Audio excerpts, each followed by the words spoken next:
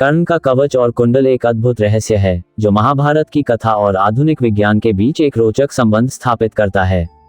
यह विषय पौराणिक कथाओं की गहराई और विज्ञान की खोज की संभावनाओं को जोड़ने का एक प्रयास है। इस लेख में हम इसे दो दृष्टिकोणों से समझेंगे, पौराणिक कथा और वैज्ञानिक व्याख्या। महाभारत के अनुसार कर्ण का जन्म कुंती और सूर्यदेव के पुत्र के रूप में हुआ था। वह जन्म से ही एक दिव्य कवच और कुंडल के साथ उत्पन्न हुआ था जो उसकी त्वचा से अभिन्न रूप से जुड़े हुए थे। ये कवच और कुंडल उसे सूर्यदेव से प्राप्त हुए थे और इन्हें अभेद्य माना जाता था। किसी भी शस्त्र या शक्ति से इन्हें भेदा नहीं जा सकता था, जिससे कर्ण को युद्ध में अजेय माना जाता था। हालांकि महाभारत युद्ध से पहले इंद्रदेव ने ब्राह्मण का वेश धारण कर कर्ण से उसका कवच और कुंडल दान में मांग लिए। कर्ण, जो अपनी दानवीरता के लिए प्रसिद्ध था, ने बिना किसी हिचक के इन्हें दान कर दिया, भले ही उसे ज्ञात था कि यह उसकी सुरक्षा के लिए कितना महत्वपूर्ण था।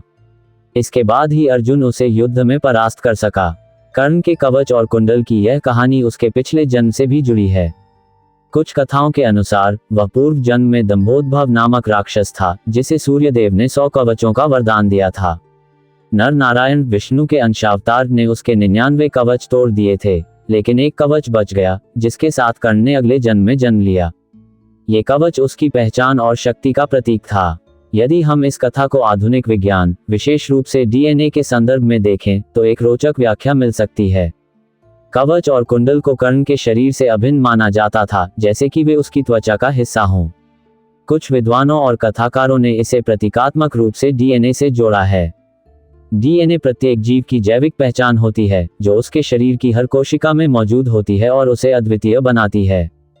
कर्ण का कवच शायद उसकी जन्मजात शक्ति और पहचान का प्रतीक था, जो उसके डीएनए में कोडेड थी।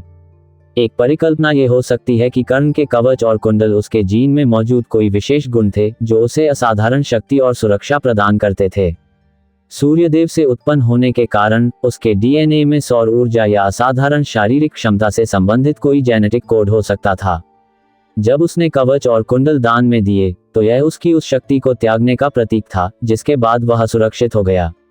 हालांकि महाभारत एक पौराणिक ग्रंथ है और डीएनए आधुनिक विज्ञान का हिस्सा है, इसलिए इन दोनों को जोड़ना पूरी तरह से एक काल्पनिक व्याख्या है। फिर भी यह विचार रोचक है कि कर्ण का कवच और कुंडल उसकी जैविक और आध्यात्मिक शक्ति का संयोजन हो सकते हैं। यह एक तरह से बताता है कि प्राचीन कथाओं में कई बार वैज्ञानिक सत्य छिपे हो सकते हैं, जिन्हें उस समय प्रतीकों और कहानियों के माध्यम से व्यक्त किया गया था। कर्ण का कवच और डीएनए का रहस्य एक ऐसी पहेली है जो पौराणिकता और विज्ञान के बीच की खाई को पाटने की कोशिश करता है। पौराणिक रूप से ये कवच उसकी शक्ति और दानवीरता की कहानी कहता है, जबकि वैज्ञानिक दृष्टिकोण से यह उसके जन्मजात गुणों और पहचान का प्रतीक हो सकता है। ये दोनों ही तरीकों से कर्ण के चरित्र को और भी गहराई देता है।